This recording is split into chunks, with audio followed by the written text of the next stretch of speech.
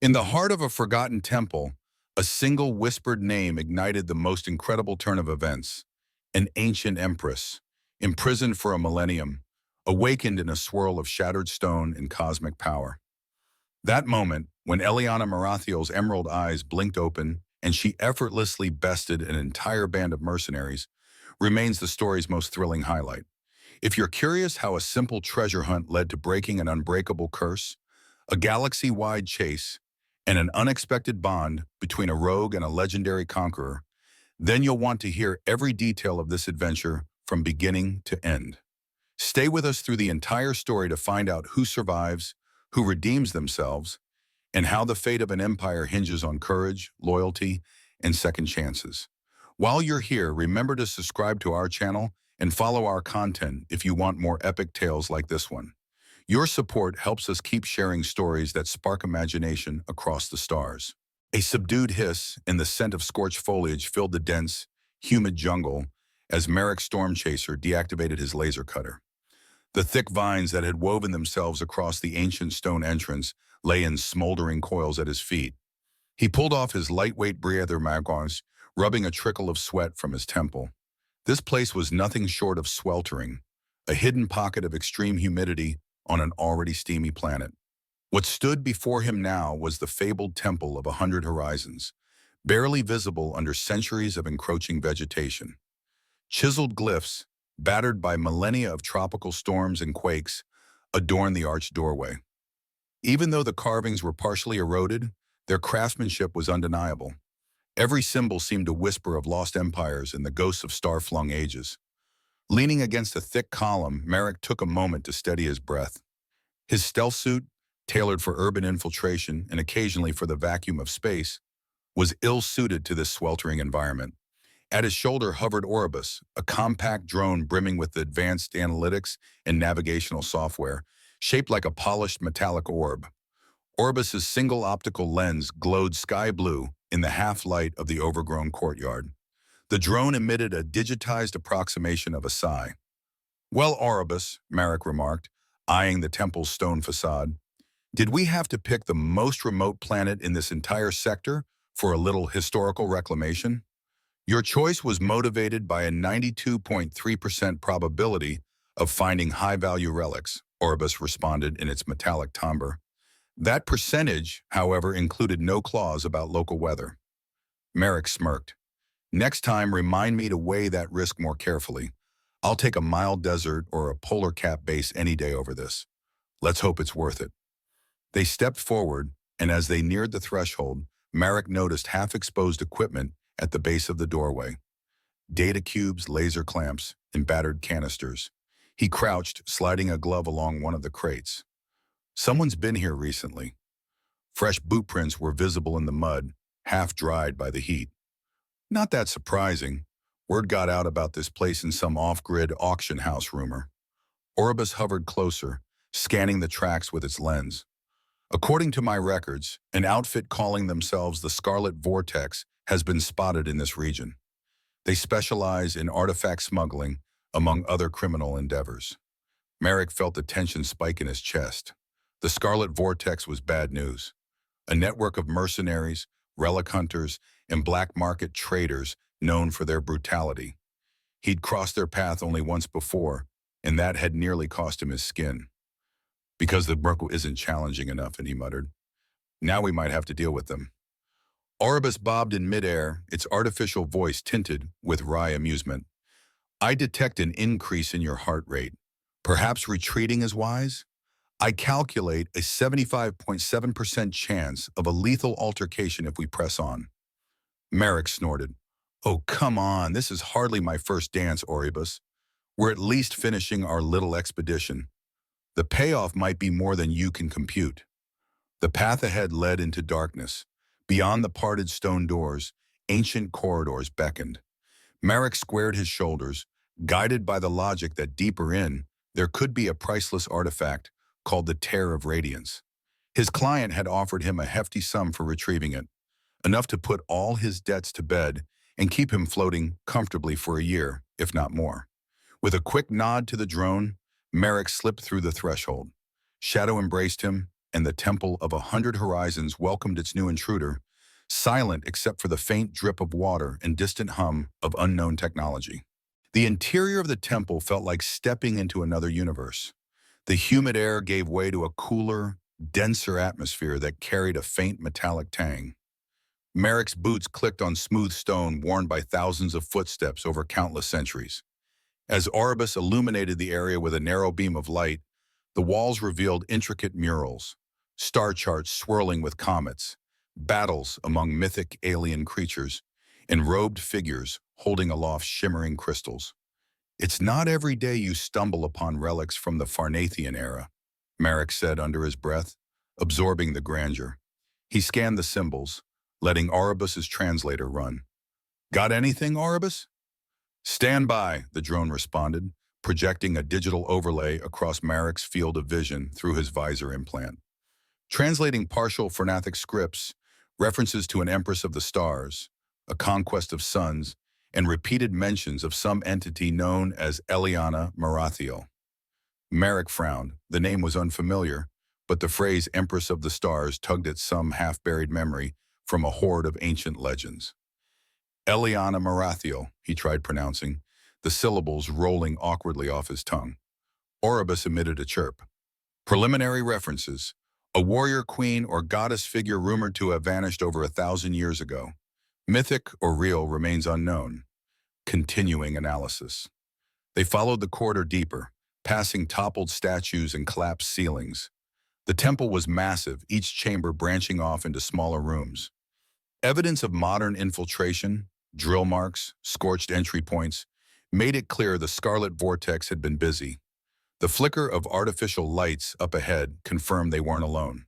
Crouching behind a row of broken columns, Merrick spotted them, two Scarlet Vortex grunts on guard duty near a sealed archway. The pair wore dark crimson bodysuits with a stylized Vortex emblem on the shoulder. One was a tall, wiry humanoid with copper-hued skin and elongated ears, likely an Andraxian. The other was stockier, clad in partial armor plating, the faint ridges on her neck hinting at Valadan heritage. Both held compact rifles set to lethal. Merrick exhaled slowly. He'd hoped the Vortex wouldn't have gotten this far inside. Still, he had a plan, charm, or at least he had something close to it.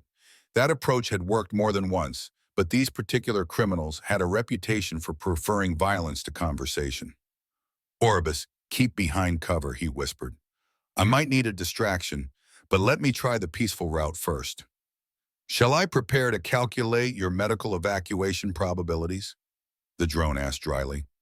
"Let's call that Plan B," Merrick said, then stepped around the column with a disarming grin. The guards stiffened, rifles snapping to aim. "Stop right there," barked the Andraxian, his elongated ears twitching in alarm. "Easy," Merrick said, raising both hands. "I come in peace. You two look like the only sane conversation in this dusty labyrinth." "Mind if I approach?" The Valadan woman's gaze flicked over Merrick, assessing, the muzzle of her rifle lowered just a fraction. "Who are you?" "Merrick Stormchaser, independent relic analyst." He gave them a slow, cautious nod. "I heard rumors of a valuable find in these ruins. Didn't realize the Scarlet Vortex was already here. I'm not looking for trouble, just hoping to explore. Maybe do a little data gathering." The guards exchanged a glance. Despite their hardened reputations, they were momentarily intrigued by Merrick's confident, if somewhat friendly, demeanor. "You don't look like Vortex material," the Andraxian said, though not entirely hostile. Merrick shrugged with feigned disappointment. "They haven't offered me a recruitment bonus. Besides, I prefer the freelance lifestyle." A half-smile curled on the Valadan's lips. "Well, you're either stupid or fearless to approach us alone." With a playful bow, Merrick replied, "Perhaps a bit of both." They escorted Merrick through a labyrinth of corridors into a large antechamber where the walls soared upward and pillars of smooth, dark stone lined the perimeter. Overhead, a glass-like dome had collapsed in places, sending shafts of filtered sunlight onto the mosaic floor. Resting on intricate stands were crates of excavation gear, scanning devices, and energy cutters, unmistakably the Scarlet Vortex's arsenal for artifact extraction. Oribus followed at a discreet distance, silent except for the faint whir of its repulsors. Now and then, its lens darted toward the battered inscriptions on the temple walls, likely capturing data for later analysis. Soon they reached a grand, circular hall. The moment he stepped inside, Marek's eyes were drawn to the centerpiece, a colossal statue of a woman carved from jade green stone that seemed almost translucent in the beams of light. She stood atop a raised dais, her left hand resting on a broad-bladed sword, while her right palm was extended outward. And nestled in that palm was a crystal shaped like a teardrop, faintly glowing as though it contained a swirling galaxy within. Even from 20 paces away, Marek felt a pull, an undeniable magnetism. That had to be the tear of radiance, his target.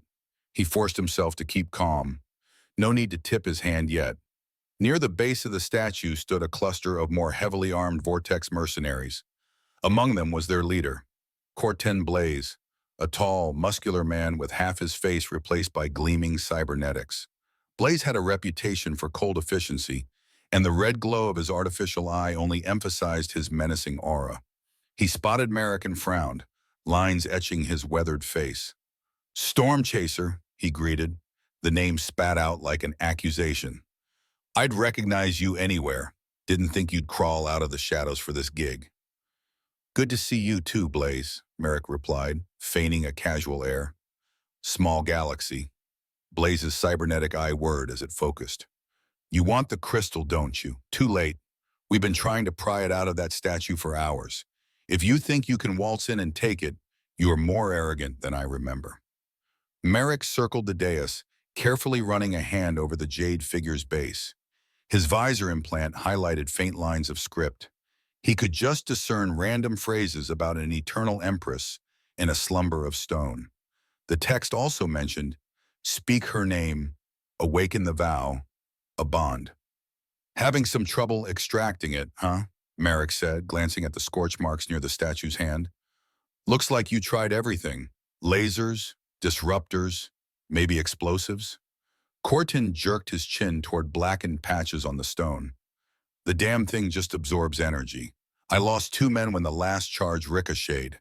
The statue is practically indestructible." Orbis bobbed beside Marek. "Sir, scanning the inscriptions suggests a linguistic overlap with Fernathic incantations.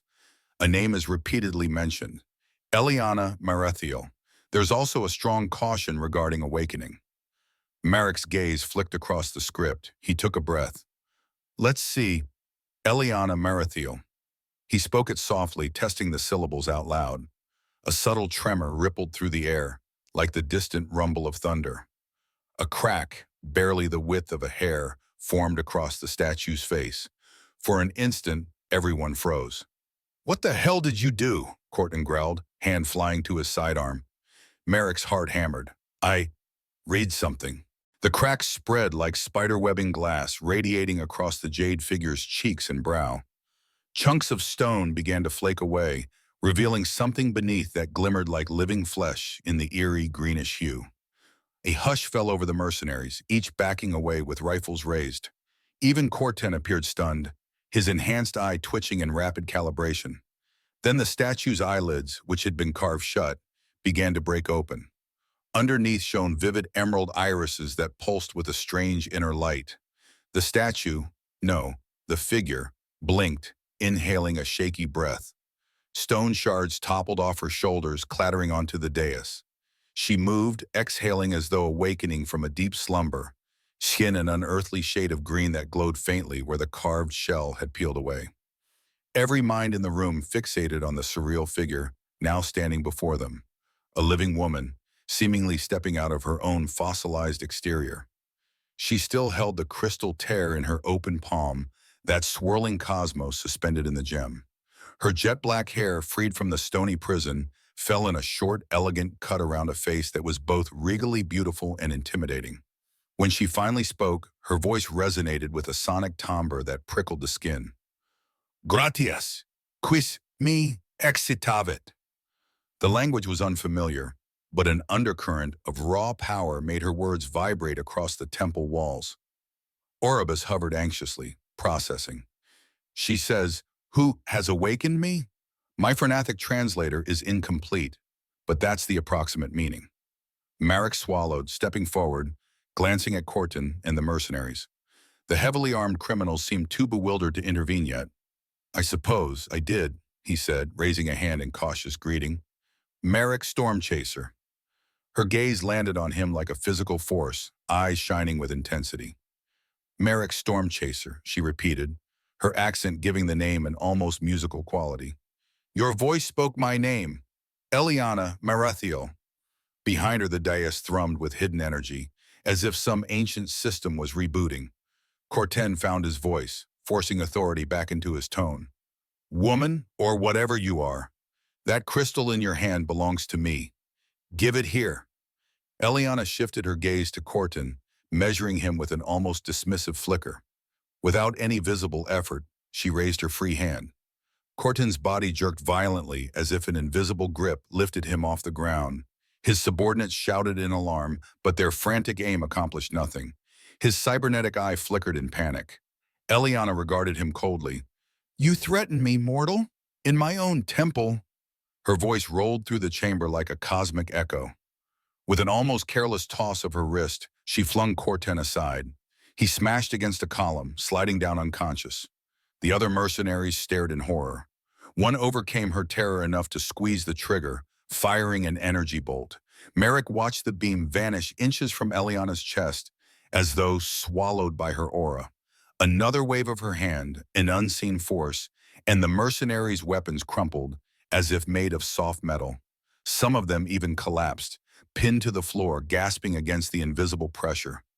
Marique held his breath, heartbeat pounding. This was no ordinary sleeper awakening from stasis. He was witnessing power beyond anything he'd imagined. Eliana's eyes slid back to him, her features easing from cold wrath to an almost intimate curiosity. "You alone spoke my name," she said gently. "You have bound yourself to me."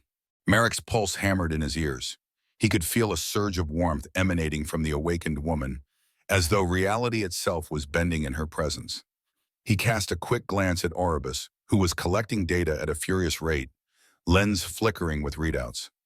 Eliana stepped down from the dais, her bare feet leaving faint glowing impressions on the ancient floor. Where the mercenaries cowered, pinned by her raw telekinetic might, she spared them only a passing glower. Finally, she paused an arm's length from Merrick. Up close, he realized her jade-tinted skin had a subtle pattern, almost fractal, that glimmered whenever the overhead shafts of sunlight struck her.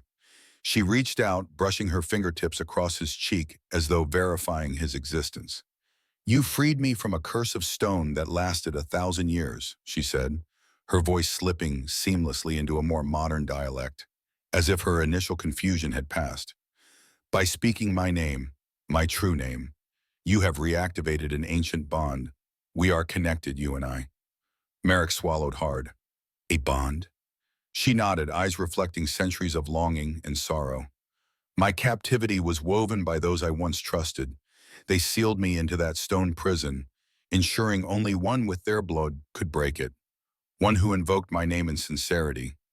You, mortal, are descended from the very line that trapped me." Merrick's mind whirled. His father had always spouted tales about some dusty genealogical link to an imperial figure from eons past, but he'd never taken that seriously. "So you're saying I have the blood of your jailers running in my veins?" Eliana closed her eyes in a brief flash of old pain. "Yes, but they were not purely my jailers. They were also my allies once, my beloved. Betrayal can wear many faces." She drew a quivering breath. "In the laws of my people, the one who awakens me becomes my consort, my anchor in this plane. We are bound in destiny and spirit." Marek took a step back, reflexively. I'm not sure I signed up for that." Her lips quirked into a wry smile. "Neither did I, mortal. Yet the ancient matrices that govern my entombment leave us little choice, unless you cast me away, but you would destroy us both in the attempt." Oribus broke in with an anxious beep. "Marika, scanners indicate that the temple's structural integrity is deteriorating, triggered by some power surge. Additionally, I detect inbound atmospheric craft, likely more Scarlet Vortex squads, or other opportunists." Eliana's face turned toward the corridor, as though she heard something beyond mortal range. We must leave. Already my awakening draws the eyes of those who would enslave me again. Merrick glanced at the battered mercenaries. Most were down, but more would come. He exhaled, shoulders tense. All right, I didn't plan on escaping with an ancient cosmic empress, but here we are. We'll figure out the bond part later. She extended her hand, still holding the tear of radiance that shimmered with cosmic brilliance. You came for this, didn't you? Yes, Merrick admitted. But at this point, it's probably the least complicated part of today. The Silver Sparrow was a battered but nimble craft that Merrick had poured half his life savings into modifying. Its hull was a patchwork of reinforcement plates, stealth coating remnants, and old insignias from previous owners. He frantically keyed in his access code on the external panel, and with a hydraulic hiss, the loading ramp lowered. They hurried aboard. The cargo bay was cramped, stuffed with spare parts and crates of supplies. At a corner workstation, a diagnostic console beeped to life as Orbis plugged in to power up the ship's systems. Initializing flight sequence, the drone announced. However, we must note, there are unidentified vessels in low orbit. They could intercept us as soon as we're airborne. Eliana stood near one of the crates, leaning heavily against it. Merrick couldn't help noticing the slight tremor in her limbs. Whatever show of might she had displayed in that temple, she was far from invulnerable in this newly awakened state. We just need to outrun them, Merrick said, crossing to the cockpit. Strap in or hold on to something sturdy. The Sparrow isn't top of the line, but she's got some speed where it counts. Eliana found the co-pilot's seat, straining to remain composed. Her emerald eyes flicked over the controls as if she recognized the basics from some distant memory. Your vessels have changed in design, she noted, attempting calm conversation. Gone are the grand warships and opulent cruisers. Merrick powered the engines, feeling the hull vibrate beneath them. Welcome to the modern era, Empress. Efficiency wins out over grandeur in most places these days. She gave a soft, ironic laugh. So it would seem. Outside, the clearing was already swarming with more Scarlet Vortex foot soldiers. In the distance, the mid-sized carrier hovered menacingly, preparing to fire. The Sparrow's thrusters roared to life, scorching the undergrowth as Merrick angled the ship for a near-vertical ascent. Hang on, he warned, slamming the throttle. The Corvette shot upward in a cloud of dust and leaves. Laser fire erupted from below, sizzling across the ship's shields, but Merrick jinked the controls, weaving them into a sharp spiral. G-forces pinned them to their seats. Orbis's voice cut through the cockpit speaker. Shields at 82%. Preliminary scanning indicates at least 3 interceptors on approach. They belong to an Imperial battle group, not the Scarlet Vortex. Possibly they were alerted by the temple's disturbance. Merrick winced. The last thing he wanted was official Imperial entanglement. Great, because dealing with one set of hostiles wasn't enough. Eliana's features grew grim. The Imperials, even after 1,000 years, their shadow remains. They have not forgotten the power locked in that temple. Pushing the engines to full, Merrick guided the Sparrow through the tumult of laser flak and atmospheric turbulence. He grimaced at the starboard stabilizer's complaint, but the ship held together, eventually breaking through the canopy of clouds into the stratosphere. The open stretch of space lay ahead, dotted with the silhouettes of orbiting cruisers. We have to jump, Merrick said through gritted teeth, hurriedly keying coordinates into the hyperdrive. I don't care if the route's half calculated. We'll refine mid-transit if we have to. Orbis beeped its digital dismay. Hyperjump without final calculations yields a 33.5% chance of catastrophic. Do it, Merrick snapped. Streaks of disruptor fire lanced past, one grazing the shields and causing the console to spark. Eliana gasped, but Merrick slammed the jump lever. Stars stretched into lines, and the Silver Sparrow plunged into hyperspace with a disorienting lurch. They were gone. In the sudden lull, as the ship stabilized within the swirling tunnel of faster-than-light travel, Merrick let out a ragged breath. He glanced at Eliana. She looked pale but resolute. On the panel between them, the tear of radiance pulsated faintly in her grip, as though echoing her heartbeat. Now, he said quietly, I think it's time we talked about who you really are, and how I ended up as your so-called consort. Eliana's gaze met his. Something unspoken flickered in her emerald eyes. Hope, regret, determination. Yes, she murmured. We have much to discuss, Merrick Storm Chaser. A millennium's worth of it. And with that, the Silver Sparrow soared on through hyperspace, carrying them toward a destiny neither truly understood, bound by ancient laws and cosmic ironies older than any star chart could record. It felt like the Silver Sparrow was tumbling through a storm of rippling starlight, the hyperdrive struggling to maintain cohesion after the abrupt, half-calculated jump. Merrick Storm Chaser gripped the pilot's seat, every nerve on edge. The overhead console flickered with warnings, overheating thrusters, possible warp field instability, and a compromised hull panel. All told, it could have been worse. They had managed to dodge certain capture or death back on that jungle planet, but the cost was a near-blind leap across uncharted coordinates. From where she sat in the co-pilot's chair, Eliana Marathiel attempted to remain composed. Yet even in the dim glow of the cockpit's readouts, Mara could see the fatigue etched on her face, the slight trembling in her shoulders. Her hands still clutched that shimmering crystal tear, a cosmic swirl trapped in a teardrop gem, as if it were her lifeline. Oribus was perched in a bracket behind them, its mechanical lens scanning for anomalies in the hyperlane. Transition in 5, Merrick muttered, eyeing the readout. Brace. The starfield around them snapped from elongated streams to a swirl of normal space, and the ship shuddered with a groan that rattled the hull. Outside, a pale green-blue orb floated against a tapestry of distant stars. Merrick's breath steadied as he recognized faint markers on his sensor readouts. A moon, possibly habitable, circling a gas giant. In the far distance lay stray asteroids, rocky debris that might once have been a second moon.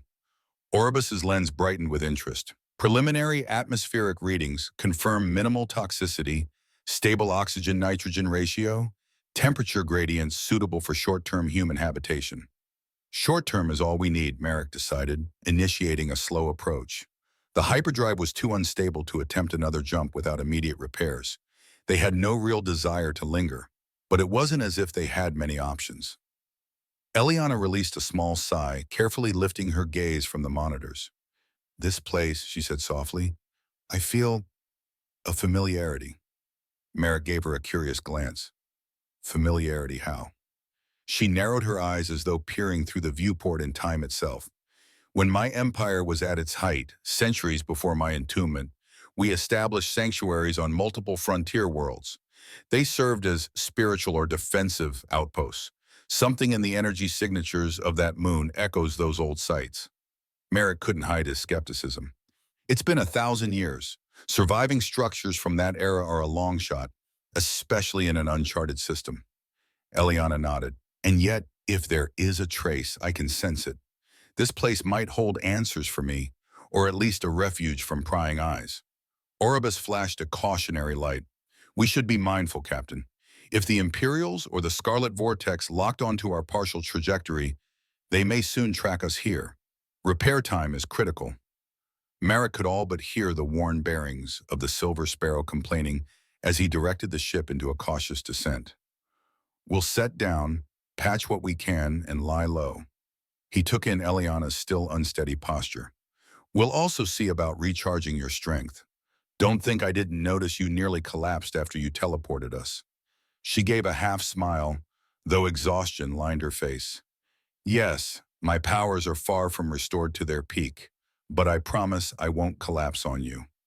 The Sparrow's engines roared as Marique guided her through the moon's thin cloud cover. A wide plateau emerged beneath them, dotted with crumbling silhouettes of what looked like ancient towers. Marique set the landing gear down gently, the Corvette jolting as it made contact with the rocky surface. Dust and debris swirled around the hull. All right, he said, powering down the thrusters to a maintenance idle. Let's find out what secrets this place is hiding, and hope the Imperials are too busy to come knocking for a while. Merrick didn't bother with a full environment suit. The reading suggested breathable air, though he carried a small respirator on his belt, just in case. Eliana followed him down the Silver Sparrow's ramp, her cloak pulled tight. Outside, a gentle wind skimmed the rocky plateau, carrying faint whiffs of brine from an evaporated sea. The light in the sky came from the gas giant that loomed large overhead, its swirling atmosphere casting a greenish glow. They stepped onto stone pavers half buried under centuries of dust. Broken arches and toppled columns hinted at a grand complex, temples perhaps, or fortress walls.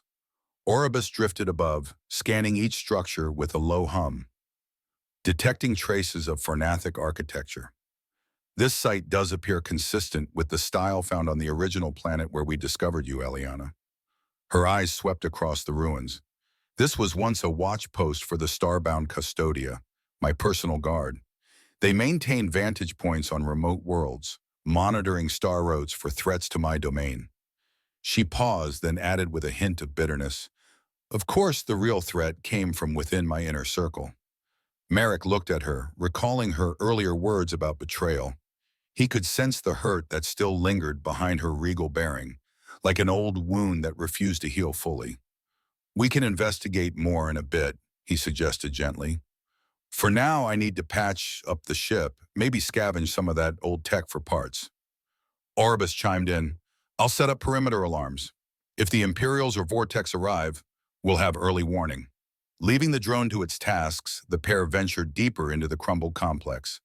Eliana moved with a certain reverence, occasionally touching a fragment of carving or a door frame with her fingertips. It was as though she were reacquainting herself with a life she'd lost. In the shadows of a broken dome, they found a partially intact sanctum. A faint luminescent glow emanated from crystalline spires that lined the walls, giving the chamber an unearthly ambiance. Eliana gestured for Merrick to halt. "This place," she said quietly, "served as a nexus for meditative rites, a sort of conduit to channel star energy." Her gaze roamed over faint glyphs etched into the floor. "Here, I might reconnect with my own abilities, speed my restoration." Merrick brushed his hair back, eyeing the geometry. There was a mosaic pattern depicting stylized stars, planets, and arcs of light that converged in the center. He admitted a certain curiosity. "I won't pretend to understand half of what you can do, but if you say it'll help, I'm all for it. How long will you need?" She knelt in the very center of the mosaic, crystal tear balanced in her open palm. "Not long, perhaps an hour if the resonance is still strong." Merrick took a stance by one of the pillars, scanning the horizon through a gap in the wall. "I'll keep watch. Oribus will alert us if we get visitors." Eliana nodded, shutting her eyes. Soft pulses of jade light began to flicker around her. For several beats of Merrick's heart, he simply observed in wonder as thin strands of energy rose like translucent ribbons from the floor, swirling around her outstretched arms. He recognized that she'd done truly impossible feats: telekinesis, teleportation, and now it seemed she was harnessing some intangible cosmic source to refuel. As her aura grew brighter, a pang of worry nudged Merrick's mind. If she could do all this at a fraction of her power, what would a fully restored Eliana Marathiel look like? Would the galaxy tremble once more under her might, as it had 1,000 years before? He shook off the thought. He'd awakened her, shared a strange new bond. Somewhere in that bond, he hoped, lay trust. When Eliana finally rose from her trance, the difference in her bearing was noticeable. Her complexion no longer looked so drawn, and her eyes seemed more luminous. Yet there was also a solemn set to her lips. As Merrick approached, he realized she was waging an internal battle with memories best left buried. "Feel better?" he asked, forcing a light tone. She inclined her head. "My power is stabilizing. This place still resonates with faint echoes of the Farnathic network. That's helped more than I expected." They emerged from the sanctum, making their way back toward the Silver Sparrow's silhouette on the plateau. The short walk brought them along a collapsed causeway, where half-buried reliefs showed armed figures kneeling before a taller woman, presumably Eliana's likeness. The face, though eroded, had that telltale arrangement of features: proud brow, short hair. It was disconcerting to see the stone relief in partial ruin, like some mythic goddess turned to dust. Merrick cleared his throat as they paused before one of the broken panels. "So, you once commanded entire fleets, had armies of these starbound custodia at your beck and call." She exhaled. "My empire spanned hundreds of worlds. At first, it was meant as a unifying force to end the chaos of fractious star systems.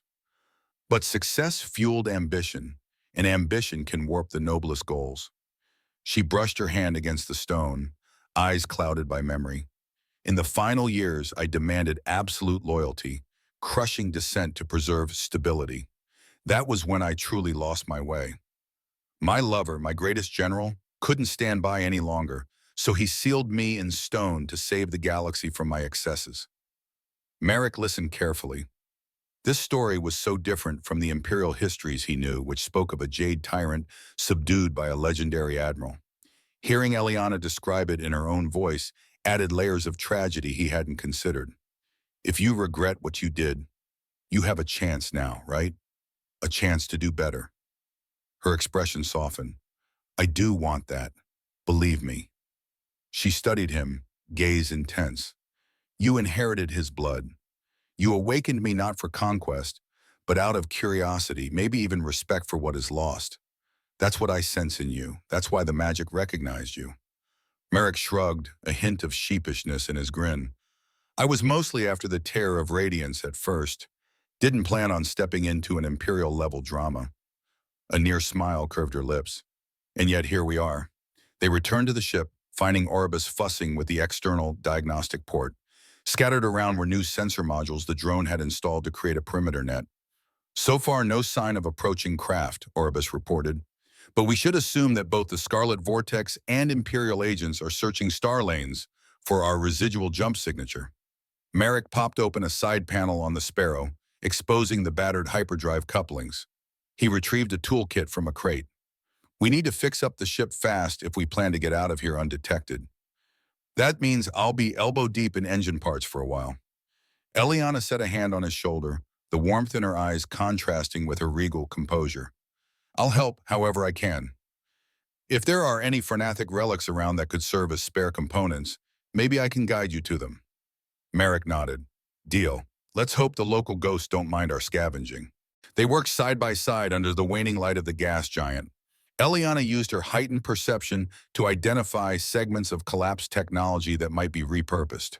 Crystals that had once channeled star energy, or fragments of old shielding arrays that surprisingly matched some of the Sparrow's archaic circuitry. Merrick, though not an engineer by training, proved adept with field repairs, guided by Orbis's data. Over the course of several hours, they managed to jury-rig a more stable hyperdrive containment system. Though it wasn't pretty. In between handing over spanners and checking voltages, Merrick stole glances at Eliana. A part of him feared that once fully restored, she might revert to the unstoppable despot of legend. Yet, glimpses of warmth shone through her guarded exterior, the way she'd murmur a soft thanks if he helped her, or how she found gentle humor in his muttered curses when a bolt wouldn't align. As night fell, though night was a relative term on a moon locked to the swirl of that giant planet, they decided to revisit the sanctum for more thorough rest. The ship could handle final self-diagnostics for a while. At Eliana's prompting, Merrick gathered a few rations and some blankets. The idea of sleeping in that hallowed space was odd, but she assured him it would be safe. Inside the domed chamber, they fashioned a makeshift camp on a dry stretch of floor. The mosaic was still faintly lit by the weird glow from embedded crystals. Eliana took a seat, crossing her legs, the tear-shaped gem resting in her lap. Merrick joined her, fiddling with a ration pack before handing her one. Not exactly royal cuisine, he joked, but better than starving. She peeled it open, sniffed curiously, then sampled a bite. I can't remember the last time I tasted food, she said softly, a touch of wonder in her voice. I was in stasis for a millennium. Even my memories of simple physical experiences have blurred. Merrick considered that. He sometimes forgot she'd essentially missed 1,000 years of history. I can't imagine. Waking up to a galaxy that changed completely must be overwhelming. She inclined her head.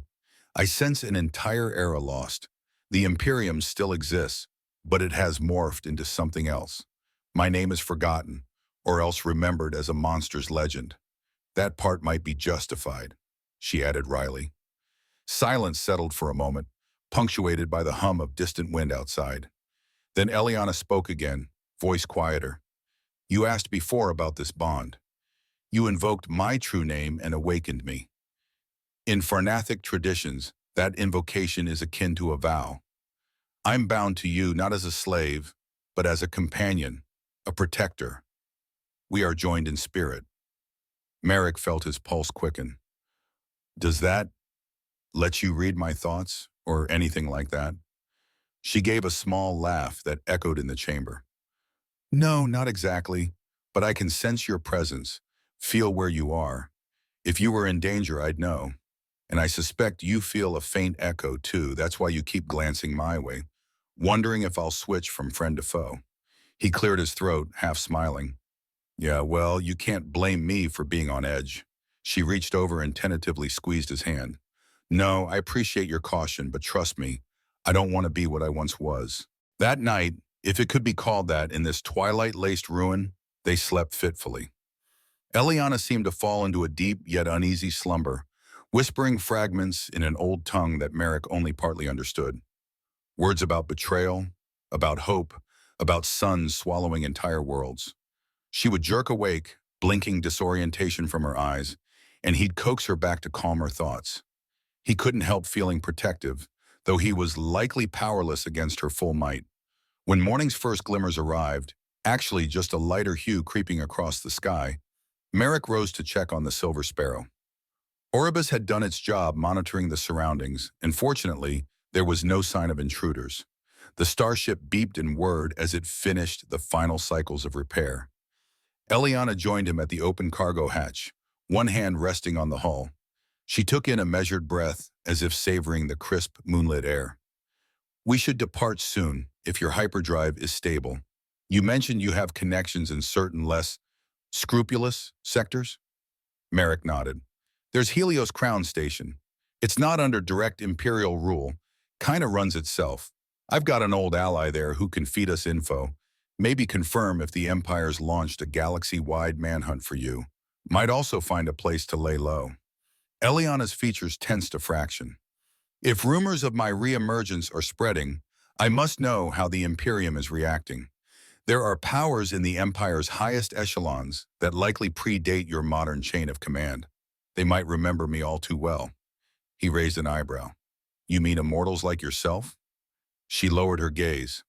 I'm not truly immortal, merely long-lived and gifted with certain cosmic energies. But there could be others who harness advanced biotech or magical arts, descendants or direct creations of those who once served me. Her voice turned grim. Or served the cause that ultimately imprisoned me. A subdued clang from the cargo bay broke the tension. Oribus drifted over, metallic lens swiveling. Repairs are complete enough for a short jump. However, be advised, Helios Crown Station is also known for harboring bounty hunters, so caution is paramount. Merrick gave a humorless chuckle. Bounty hunters, Imperials, mercenaries. It's all a day in the life, right? They ascended the ramp and sealed the hatch. The interior lights flickered on as the ship booted into flight mode. Eliana settled into the co-pilot's seat again, posture straighter now, the lines of exhaustion mostly eased from her face. I appreciate this, Merrick, she said after a moment, turning to him. You could have chosen not to follow through, cast me off, let me fend for myself. It would have been simpler. He shrugged, focusing on the console readouts. I'm a sucker for complicated situations. Besides, I'm part of this now, whether I like it or not. If you're the reason half the galaxy's in an uproar, I might as well see it through. A glimmer of amusement touched her eyes. That's almost romantic in a strange way. He didn't quite blush, but his cheeks warmed. Let's not go that far yet, Empress. First, let's get out of here without blowing another hyperdrive. With a soft hum, the thrusters lifted the Silver Sparrow off the plateau. The ancient ruins shrank beneath them, vanishing into a haze of swirling dust. Merrick steered skyward, charting a careful path around the gas giant's gravitational field. In a few minutes, they'd clear the orbit and open a corridor to slip back into hyperspace. Eliana watched the horizon with a mix of hope and trepidation. You said Helios Crown Station stands apart from Imperial influence? As much as any station can in this galaxy, Merrick replied, enabling pre-jump protocols. But trust me, if there's gossip about an all-powerful Star Empress returning, that place will be buzzing with it. Let's just hope we get in before someone recognizes you. The jump to Helios Crown Station was blessedly uneventful, though Merrick's eyes stayed glued to the sensors for any sign of an Imperial blockade. Upon emerging from hyperspace, they found themselves staring at a massive, irregular structure that orbited a pale star.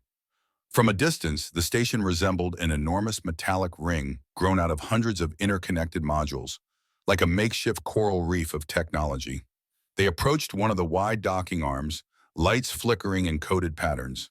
The comm crackled, and a bored-sounding attendant gave them clearance to land in Docking Bay 12.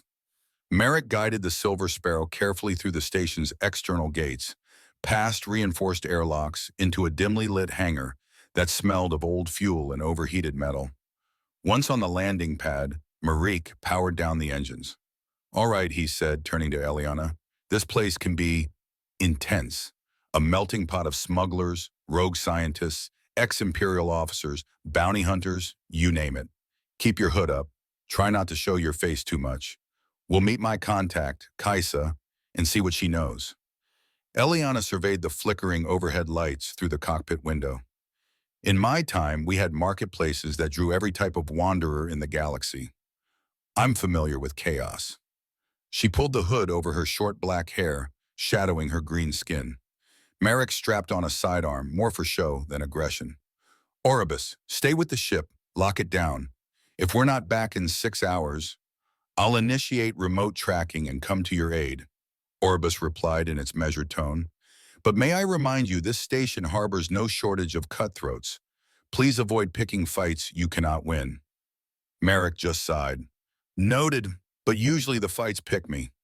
They stepped onto the bay's metal decking, boots echoing in the cavernous chamber.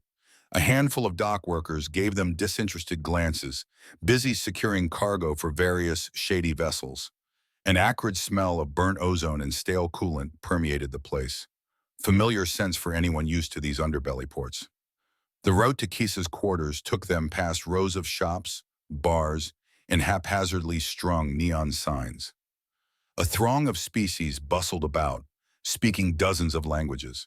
Vendors hawked black market gadgets, exotic spices, illicit data chips, the usual fare in a place that thrived on anonymity.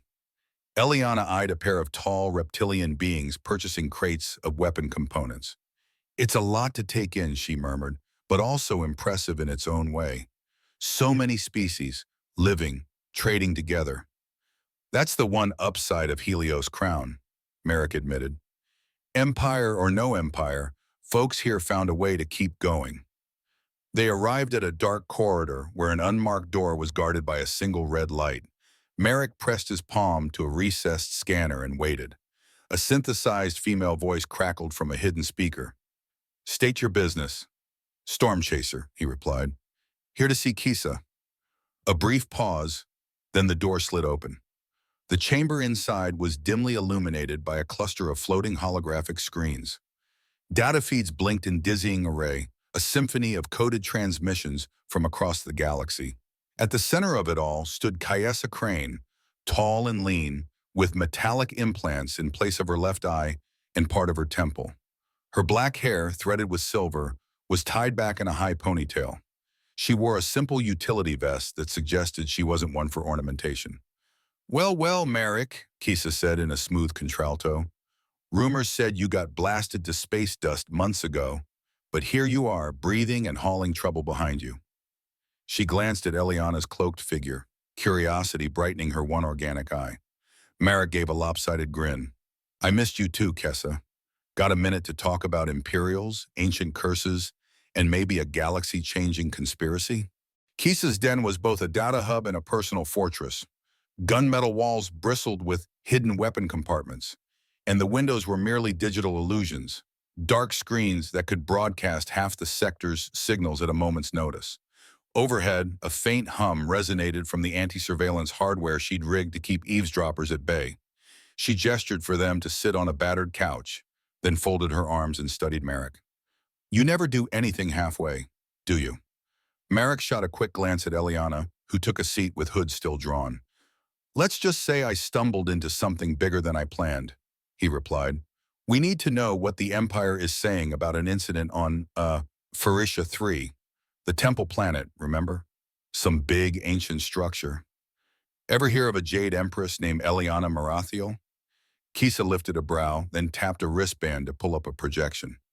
It's blowing up on certain secure channels.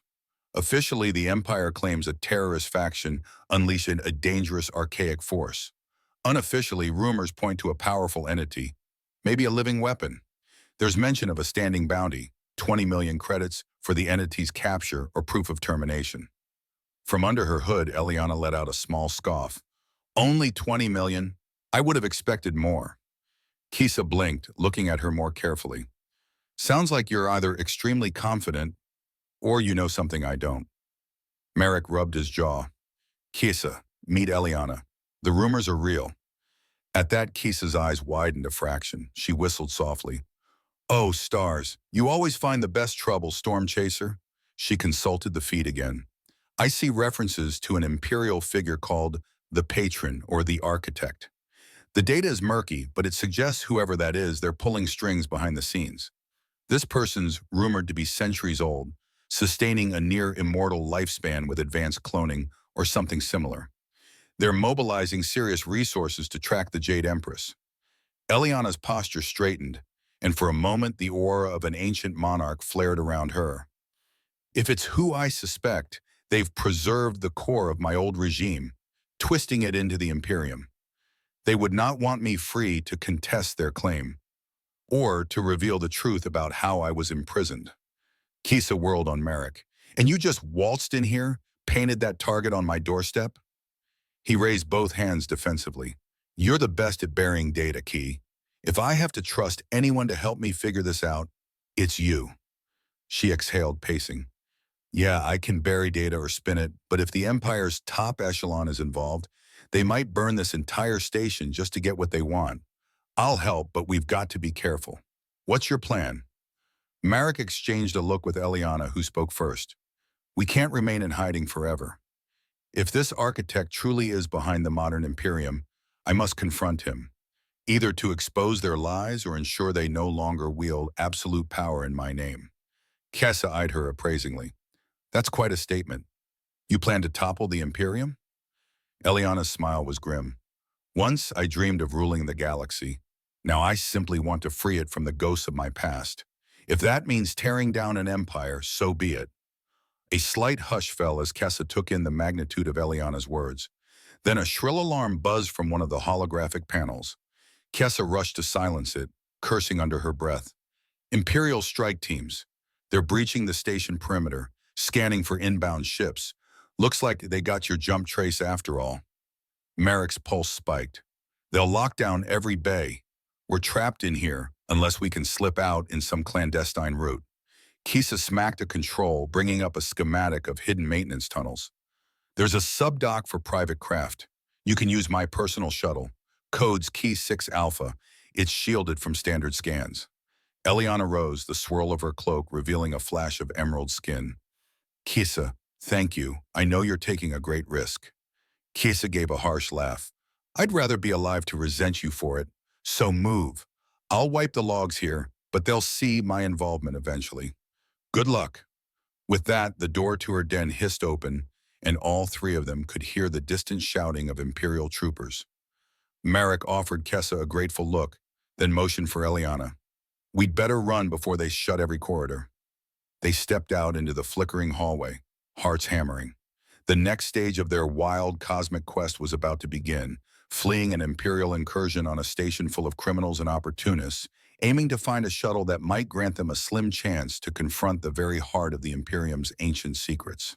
The corridor lights strobed erratically, warning sirens howling from every corner of Helios Crown Station.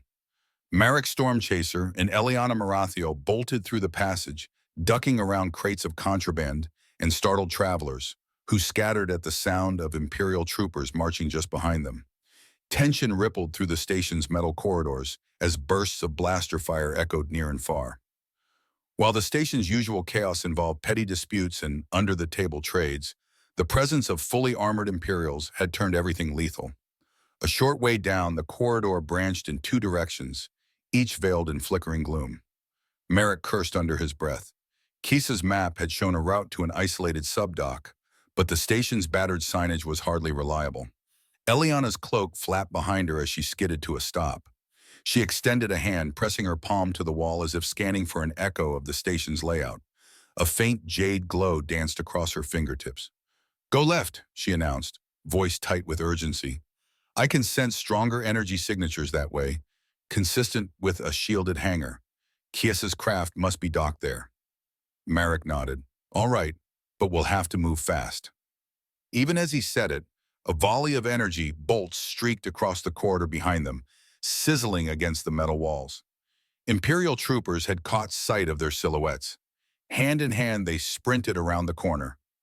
A squad of station toughs, bounty hunters maybe, spilled out of a side hatch, only to freeze as the Imperials barked orders. Marek's instincts told him that none of these locals would risk an open fight with the Empire. Best to slip away before the entire corridor turned into a free-for-all. Eliana suddenly clenched Marek's arm. More troopers, up ahead.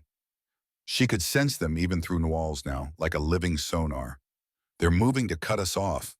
Marek hissed a frustrated breath. "Then we find another path." In desperation, he yanked open a grated floor hatch. A wave of stagnant air rose. Maintenance crawl space. Not ideal, but it might lead beneath them. Dropping into the cramped service tunnel, they found themselves hunched over wiring bundles and old piping. Their footsteps clanged softly on the metal rungs as they pressed on, the darkness broken only by a small glow lamp on Marek's belt. They could hear the thunderous clamor of boots overhead. A few tense minutes later, the service tunnel branched to a ladder that ascended behind a rusted vent. Marek shoved it open, and they emerged into a deserted supply closet. Beyond its single door lay a short hallway leading to a broad hatch with Kies's codes stenciled faintly in old paint. "There," Eliana said, relief creeping into her voice. Carefully, they eased the closet door open, only to find an Imperial trooper standing guard by the big hatch, scanning the corridor with a rifle. Marek raised his blaster in a flash, firing a stun shot that struck the trooper square in the chest plate. The soldier toppled backward, sparks flickering from his armor. Eliana darted forward, pressing a hand to the hatch panel. Even locked, it seemed to recognize Kies's code. A dull beep, and the heavy door slid aside. They scurried into a bay just large enough for a sleek triangular shuttle, pitch black with minimal markings and smooth angles that spoke of stealth tech. "Kies's personal craft," Marek murmured, acknowledging the design. "She never skimps on performance." Before they could board, the klaxon overhead changed pitch, signifying a full lockdown of the docking rings. With a roar, a second hatch across the bay rolled open to reveal at least a dozen more Imperial troopers, their black armor gleaming under the station's emergency lights. Leading them was a tall man in archaic yet heavily augmented armor, strangely ornate plates etched with ancient Farnathic symbols. Eliana's breath caught. Marek saw recognition flood her eyes. "Who is that?" he whispered, already suspecting the answer. She swallowed. "An echo of someone I once knew, or perhaps a puppet grown from his image." Her expression hardened. "That's Morelius, if memory serves. One of the Imperium's deadly descendants. He must be close to the architect." Raising a gauntleted hand, Morelius pointed directly at Eliana. "Surrender, Empress," he called, voice mechanically amplified. "Your captivity is once more demanded by Imperial decree." Marek's jaw tightened. Not a chance. Morelius's troopers advanced in synchronized steps, disruptor rifles leveled. The harsh white light of the bay illuminated their featureless helmets. Each black visor was tinted to reflect the corridors they had marched through, giving them a near insectile appearance. An implacable swarm. Eliana squared her shoulders, adjusting her hood so that her emerald face was partially revealed. "1,000 years ago, I watched my empire collapse under betrayal," she said, her tone commanding in that ancient regal way. "Don't assume I will let it happen again." Morelius's helmet slid upward, revealing a countenance that could have been carved from pale marble. High cheekbones, sharp chin, and eyes like steel. "This station and its people will suffer if you resist. Your stolen power belongs to the Imperium." Marek felt the tension in Eliana's posture as she wrestled with old memories, the want to shield innocence, the dread of repeating past mistakes.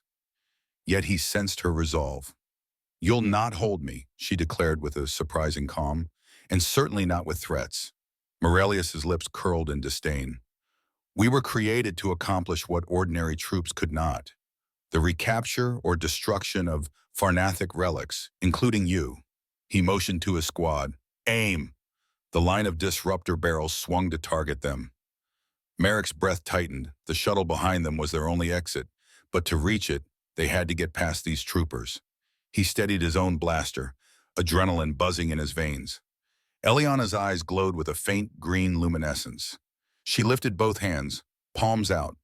Instantly, the nearest half-dozen Imperial rifles twisted in on themselves with a shriek of metal, leaving the troopers holding mangled lumps. Aurelius lunged forward, brandishing a sleek vibroblade that hummed with lethal energy. Merrick scrambled aside as the blade descended toward Eliana, who conjured a telekinetic barrier just in time. Sparks flew where the blade met invisible force. Go, she shouted to Merrick. Get the shuttle running. He sprinted for the vessel's boarding ramp, returning fire to keep a few troopers at bay. The craft's side panel recognized Kess's code, K6 Alpha, and the engine's word to life. Meanwhile, Eliana and Aurelius exchanged swift, brutal blows that reverberated with cosmic might. Energy crackled around them as her telekinetic pulses slammed into his reinforced armor. But he was shockingly resilient, staggering only slightly before retaliating. Some troopers managed to bypass her range, heading for Marek. He ducked into the shuttle cockpit, finding the controls far more sophisticated than the Silver Sparrow's. Orbis, if you're monitoring, he muttered into his wrist comm, patch into this system, help me start it up. A burst of static, then Orbis's steady voice. Connection established. Engines powering. But I can't fully pilot from your remote feed. You'll need to manually disengage docking clamps. Outside, Eliana hurled two troopers aside with a wide telekinetic sweep, sending them flying against the bulkhead. Morelius snarled, surging forward again. This time, he broke through her shield, the tip of his vibroblade slicing a shallow line across her forearm. She hissed in pain, but her fury blazed. With an outward thrust of her hand, she locked Morelius in place by invisible force, bending the armor at his joints. In a flash, she sprinted up the shuttle ramp, ignoring the throbbing cut. We need to leave, she said, voice taut. If we linger, reinforcements will swarm us from all sides. Merrick hammered the console with desperate keystrokes, releasing the final clamps. Hold on! He slammed the throttle and the stealth shuttle rose off the pad, angled for the exit hatch. Troopers scrambled to avoid the scorching engine wash as it roared upward, blasting free of the docking bay. Morelius, pinned behind by broken crates, glared after them, but they were gone. The tunnel leading outside the station was open, and the craft shot through before automated defenses could seal them in. Outside, the station's external ring glimmered in the star's dull light. The stealth shuttle rocketed into open space. Still trembling from the confrontation, Merrick studied the scanners. Multiple Imperial vessels loomed near Helios' crown, forming a blockade. Their wedge-shaped silhouettes bristled with weapon emplacements, each scanning the sector for fleeing ships. They've locked down every approach, Merrick muttered, tightening his grip on the controls. No easy slipstream out of here. Eliana stood behind the pilot's seat, one hand gripping the headrest, the other pressing to her wounded forearm. I can sense them hunting, she said quietly, as though she picked up stray transmissions on the psychic wind. If we attempt a stray burn, we'll be vaporized. Merrick cast her a searching look. We can't hide in the station's shadow. They'll close in. We won't hide, she said firmly. We'll confront them. I refuse to watch more bystanders suffer because of me, and this blockade is too large to slip by. You want to board an Imperial ship? Merrick asked in disbelief. That's insane. She offered a tight, humorless smile. Likely, but we have no choice. The architect is expecting me to scurry away, but if we catch them off guard, maybe we can speak on our terms, or at least disrupt their command structure. Merrick couldn't decide if that was gallant or suicidal, maybe both, but he knew better than to argue with a centuries-old force of nature. All right, he relented, scanning the blockade. There's a capital cruiser leading the formation. Must be the flagship. Eliana's expression went cold. That's where we'll find him. Orbis's voice crackled over the console, patched in from the Silver Sparrow still moored at Helios' crown. Sir, might I remind you, infiltration of an Imperial cruiser ranks among the highest risk maneuvers. Probability of survival is less than... Merrick smirked despite himself. I'm well aware, but I assume you have no better solution? The drone paused. None that produce a more favorable outcome given the blockade. Then we proceed, Eliana said, lowering into the co-pilot's seat. Merrick, can you pilot us close enough without them blowing us out of the stars? He flicked through the shuttle's stealth settings, engaging advanced sensor scramblers. Kies's shuttle is kitted for infiltration. If we approach from the cruiser's starboard axis, we might slip under its scanning perimeter, assuming we keep engine output minimal. Eliana nodded and they fell into tense silence. The shuttle's thrusters dimmed to a near ghostly whisper, drifting toward the hulking wedge of metal. Surfaces bristled with gun turrets, sensor arrays, and troop landing bays. A symbol reminiscent of the ancient Farnathic crest had been stylized into the Imperium's modern insignia, a testament to the Empire's stolen legacy. Merrick's pulse quickened as they neared a maintenance port, the only gap he could spot. With painstaking care, he slid the shuttle into the starship's sensor shadow, creeping along the hull. One open vent, there near the hangar module, looks like emergency docking access. Eliana inhaled sharply, sweat beading her brow. Then that's our way in. He sealed the controls in autopilot standby. We'll board, find the command deck, and what exactly? Her eyes flashed with determination. We force the architect to face the truth, or we expose it so his forces lose faith in him. One way or another, this ends. Merrick exhaled slowly, hooking his blaster to his belt. Well then, I guess it's time to meet your oldest enemy. A clang reverberated through the shuttle as Marique sealed the airlock onto the Imperial cruiser's maintenance hatch. With short bursts of a plasma cutter, they carved their way inside. The interior corridor was eerily silent, lit by flickering overhead panels. A faint metallic tang filled the air. This part of the warship was seldom used, likely a storage deck or engineering shaft. Eliana held the tear-shaped crystal close, letting its luminescent swirl illuminate the gloom. The cut on her forearm still oozed faintly, but her powers seemed intact enough to keep watch. She advanced without hesitation. Merrick followed, weapon at the ready, scanning for any sign of patrols.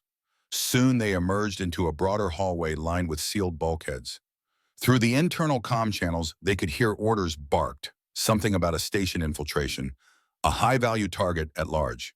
The troopers evidently had no idea the target was already on board. They crept onward until they reached a cluster of turbolifts. Pulling up a schematic from a small console, Marek traced a path to the central command spire. Eliana stood beside him, brow furrowed. If the architect is here, he'll be in the highest security deck. Marek nodded grimly, punching in the elevator override. We'll have to move fast. Once they realize we're inside, the entire garrison will flood these corridors. Together they stepped into the turbo lift, the doors closing with a hiss. The platform hummed, whisking them upward. Eliana's posture grew tense, as if she could feel a wave of memory crashing over her. She spoke softly. When I ruled, I built warships with great halls and ornate throne chambers. Now this empire is all cold steel and intimidation. It's like a reflection of my darkest impulses. Merrick glanced at her. We'll do everything we can to fix this. You're not alone in it. She gave him a grateful, brief nod. The turbo-lift doors slid open, revealing a wide corridor that ended in an imposing set of gates engraved with Farnathic runes. Armed guards flanked either side, clad in the black armor reminiscent of the troopers they'd fought earlier. But these soldiers moved with a regimented precision that suggested training far beyond standard. Before either guard could react, Eliana's eyes flared bright green. She thrust her hand out, and an invisible wave slammed both soldiers against the walls. Their weapons clattered. Moving in tandem, Merrick rushed forward, retrieving their access keys to the command chamber.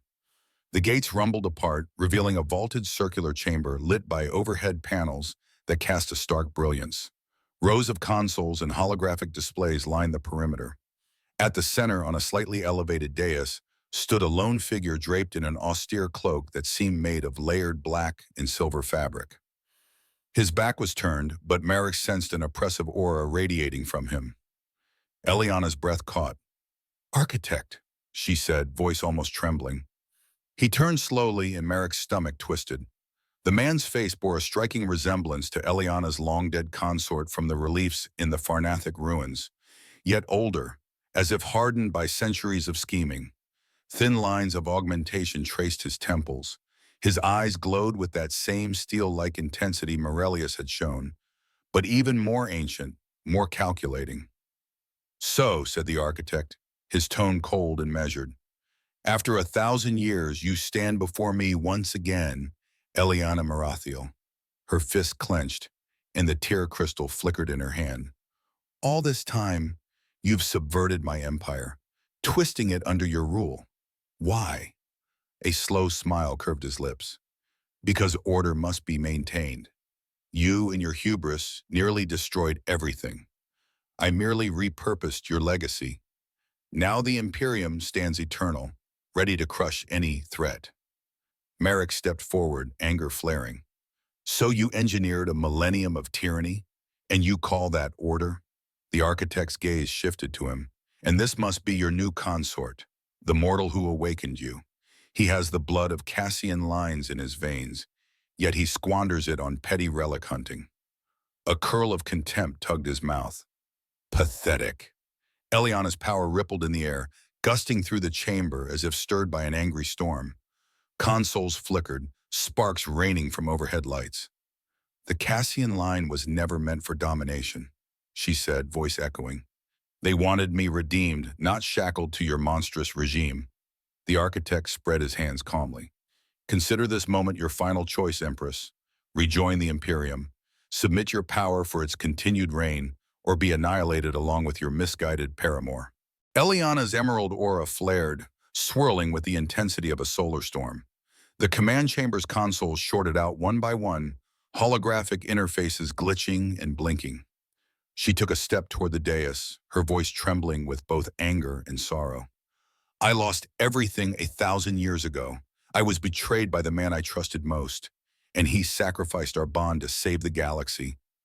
But he did it out of love, not hatred. You've taken that act and perverted it into endless subjugation." The architect's cloak rustled as he descended the dais stairs. "Love is a frailty. Only power endures. If Cassus had obeyed me, he could have ruled at your side, forging a flawless imperium. Instead, he chose weakness." Merrick's mind whirled. The mention of Cassus, Eliana's beloved general, felt painfully close to home, given that he was allegedly Cassus's descendant. He raised his blaster, aiming it at the architect. "Your Imperium has done nothing but terrorize planets and strip them of freedom in the name of an ancient lie. Time's up." The architect smirked. "Brave words from a petty thief. You think your little sidearm matters against centuries of refinement?" His hand flicked toward a recessed panel, and a cluster of cylindrical drones rocketed out, hovering around him in a rotating shield formation. Each drone was studded with energy disruptors, tiny spines crackling with lethal arcs. Eliana braced herself. "Merrick, keep behind me." She lifted the crystal tear, and the swirling cosmos within it ignited in a burst of light that momentarily overpowered the overhead luminance. Her voice took on a harmonic undertone, as if layered with ancient chants. "If you refuse to relinquish your stranglehold, then I shall sever it, just as Cassus once severed my tyranny." A wave of telekinetic force streamed from her outstretched hand, colliding with the architect's shield drones. They spun like frenzied hornets, absorbing most of the impact, but sparks flew as two of them exploded under the stress. The architect raised his arm, launching a volley of crackling arcs from the remaining drones. Eliana conjured a swirling barrier of green-blue energy, the arcs dissipating in bursts of flame against her shield. Merrick dove to the side, returning fire at the drones. One shot disabled another, which crashed to the floor in a sputter of sparks. The architect hissed in frustration, then lunged forward with a fluid grace that belied his apparent age. It happened too quickly. The architect pivoted around Eliana's barrier, sweeping a slender blade from beneath his cloak. With lightning speed, he aimed for Merrick's midsection. Merrick barely managed to parry with his blaster, which shattered under the blow. A shock of pain jostled his arm as the blade carved a shallow cut along his ribs. Eliana snarled, her aura intensifying. "You will not harm him!" She thrust both hands out, telekinetic ribbons slamming into the architect's chest. He flew backward, colliding with a console. So, the hardware sparked, sending a burst of flame. The man coughed, rolling away from the blaze. His cloak ignited at the hem, and he tore it off. Underneath, advanced cybernetics glistened across his torso, a testament to the centuries he'd survived. Impressive, but you were never the only Fernathic adept. I learned from your old records, your primal secrets. His own eyes glowed faintly now, echoes of Fernathic runes etched into his synthetic limbs. With a roar, he unleashed a retaliatory shockwave. Eliana staggered, caught off balance.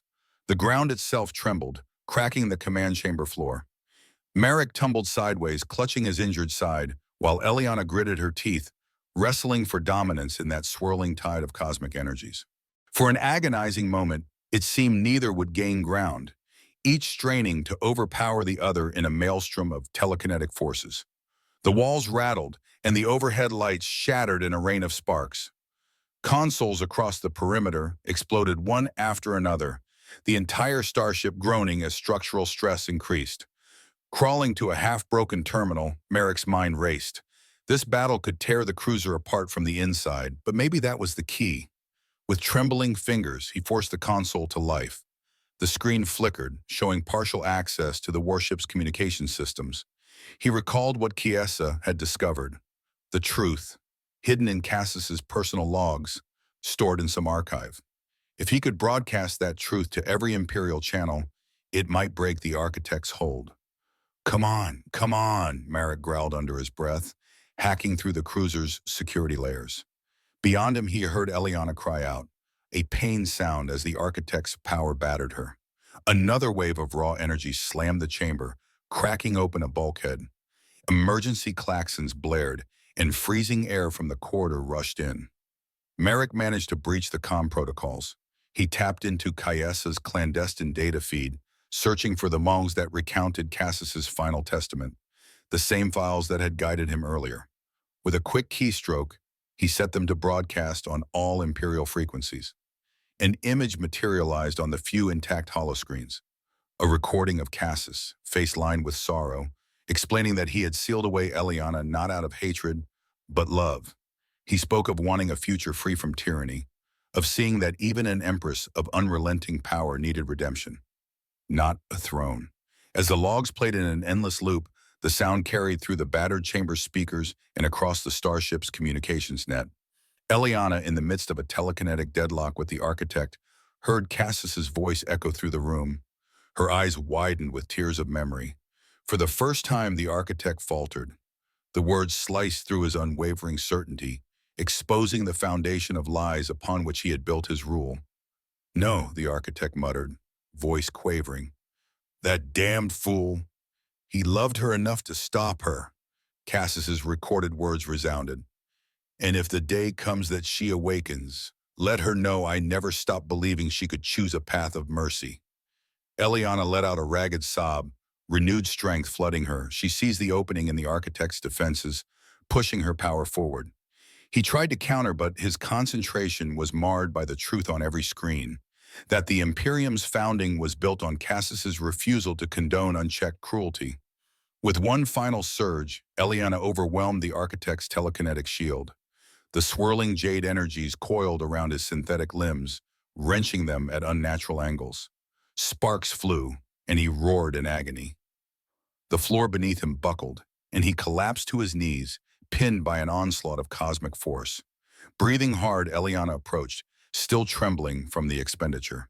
Her voice echoed across the blazing chamber, Cassis's final words playing softly in the background. This ends now, she said, tears streaming down her cheeks. Your Imperium was a monument to fear. Mine was once a monument to arrogance. Neither will stand. We choose a better path. She raised a hand, and for a moment, Merrick feared she'd crush the Architect outright. Instead, she merely tightened the telekinetic vice enough to keep him pinned. Surrender, she demanded. Let them see you for the fraud you are, or we both die in this ruin. Through the battered hull and failing consoles, the Imperial troopers stormed in, only to freeze, confronted by the spectacle of their fearsome master at Eliana's mercy. Holographic screens flickered with Cassis's final testament, painting the corridor in ghostly light. The troopers' minds reeled. For years, they had known only the architect's unwavering doctrine, that the Jade Empress was an unholy weapon from antiquity to be contained at all costs. Now they saw the deeper truth, that the Imperium they served had itself grown monstrous, forged from the ashes of a betrayed love. One by one, the troopers hesitated. Some lowered their weapons, confusion and disbelief warring behind faceless helmets. A few, likely the most devout, still raised rifles, but the collective wave of uncertainty undermined their discipline. The architect snarled, struggling in vain against Eliana's invisible grip. You, you can't do this. My empire is absolute. They'll never turn. Merrick forced himself upright, clutching his wounded side. Look at them. They already have. He gestured to the troopers wavering near the threshold. Even if you kill us, the truth is out. Everywhere. You can't stop it now. A dreadful silence followed, broken only by the crackle of small fires in the looped voice of Cassus recounting the final days of the Jade Empire. Eliana closed her eyes, gathering her strength for a final pronouncement. Troopers of the Imperium, she called. Your master has lied to you. If you have honor, stand aside. A tense beat. Then an officer stepped forward, removing her helmet. She was a tall, broad-shouldered woman with silver hair cropped close. I have served the Imperium my entire life, she said, voice shaking. But we swore an oath to protect the galaxy, not enslave it. If the Empire's origins are a lie, we must find a new path. She knelt, setting her rifle on the floor. Others followed suit, weapons clattering as they relinquished them. The architect's face twisted in rage and horror, watching his authority unravel in real time. No, you spineless wretches! You can't... Eliana swept her gaze across the scene, her tears glimmering. And to you, architect, I say this. You had centuries to reshape the Imperium into something noble. Instead, you chose fear and domination. Cassus's words expose you for what you are, a usurper. Finally, she released the telekinetic hold. The architect collapsed forward, armor clanging. He tried to rise, but the troopers stepped in, hesitating only briefly before binding his arms. He spat curses, eyes filled with venom. You think this is over? The Imperium's institutions run deep. Others will take my place. Merrick met the architect's glare. Perhaps, but the galaxy now knows it was built on a lie. That changes everything. Emergency klaxons continued to wail, signifying catastrophic damage throughout the cruiser. Eliana turned to the troopers, addressing them with regality. Evacuate this vessel. Save who you can. Let the new Imperium decide its future. If you wish to follow me, I'll not claim a throne. I have no interest in conquest. But I'll stand by you as a guide, an ally, if you truly want to serve the people. The officer nodded, gratitude in her eyes. Yes, Empress, or whatever you wish to be called. Eliana almost smiled. I prefer simply Eliana. Merrick placed a hand gently on her shoulder, warmth flooding his chest. Then let's get out of here before the ship tears itself apart. With the architect in shackles, troopers scurrying to handle the wounded, and the starship's internal systems on the brink of collapse, Merrick and Eliana led the exodus. It felt surreal, marching through corridors where moments before, a war of cosmic powers had raged. Yet the path forward was clearer now than it had been in 1,000 years. They found Kiss's stealth shuttle still docked at the maintenance hatch. Overloading the corridor behind them to prevent pursuit, Merrick guided the craft away from the crippled cruiser. A wave of smaller Imperial ships parted, uncertain whether to engage or stand down. Within hours, the seeds of a new reality would take root. The Emperor dethroned, the architect unmasked. Some months later, a warm breeze caressed the veranda of a modest estate on a quiet ocean world called Sarathon's Pearl. Merrick stood at the railing watching silver waves roll under twin suns. He felt more at peace than he ever imagined possible. Behind him, a set of glass doors slid open, revealing Eliana in a loose, flowing robe. The swirl of cosmic power, once so evident around her, had gentled, as though she channeled only what she needed, and no more. How's the new council? Merrick asked, nodding to the data pad she carried. She set the pad aside. They're making progress. Reforming the Imperium from the ground up takes time. But many systems have declared independence, forging alliances without tyranny at the helm. Merrick smiled faintly, thinking about how the galaxy's biggest empire had begun to unravel at the revelation of its darkest secret. It hadn't been an easy path. Factions still resisted change, and not everyone welcomed a new era. But there was hope, real hope, that freedom would take root. Slipping an arm around his waist, Eliana guided his hand to her abdomen. A gentle swell hinted at the life growing within her, an unexpected gift. "We have our own future to look after," she murmured, eyes shining, "and a child to raise without the ghosts of ancient wars." Merrick's throat tightened with emotion. He pressed a tender kiss to her forehead. "Hard to believe everything started because I wanted to steal some old crystal." Eliana laughed softly, the sound reminding him of distant chimes. "It seems your sense of adventure was exactly what fate required." They gazed at the horizon, the suns painting the sky in amber and rose. Somewhere out there, the Imperium was transforming, piece by piece, guided by new leaders and old truths. Kiesa was helping to restructure data networks. Oribus had become a roving archivist, ensuring the real history of the Farnathic Age was shared openly. No throne awaited Eliana, for she had chosen a path far humbler and more humane. Yet her influence, and her vow to stand against tyranny, remained a beacon. As for Merrick, no longer a roguish relic hunter dodging debts, he stood at the edge of a new chapter. Husband to a reborn empress, soon to be father, and a key part of galactic change. In the quiet hush of Sarathan's Pearl, with the surf lapping gently against the shore, they savored the moment. The galaxy would always need brave souls to keep power in check, to remember that even the grandest empire is fragile when built on deceit. Now, though, they claimed their own respite, bound by an unspoken promise to shape tomorrow.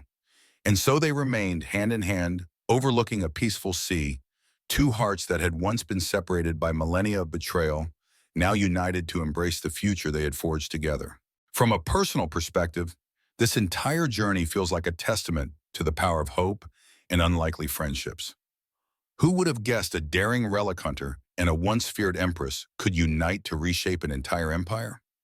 Their hard-won victories show us that no one's past defines their future, not even a 1,000-year legacy of war. By daring to trust each other, they've opened a door to genuine change, reminding us that redemption is always within reach. As you reflect on the twists and turns of this story, we'd love to hear your thoughts. Leave a comment to share which moment gripped you most, or tell us how you felt about the characters' transformations. Let's keep the conversation going. Your insights make the storytelling experience all the more vibrant for everyone involved.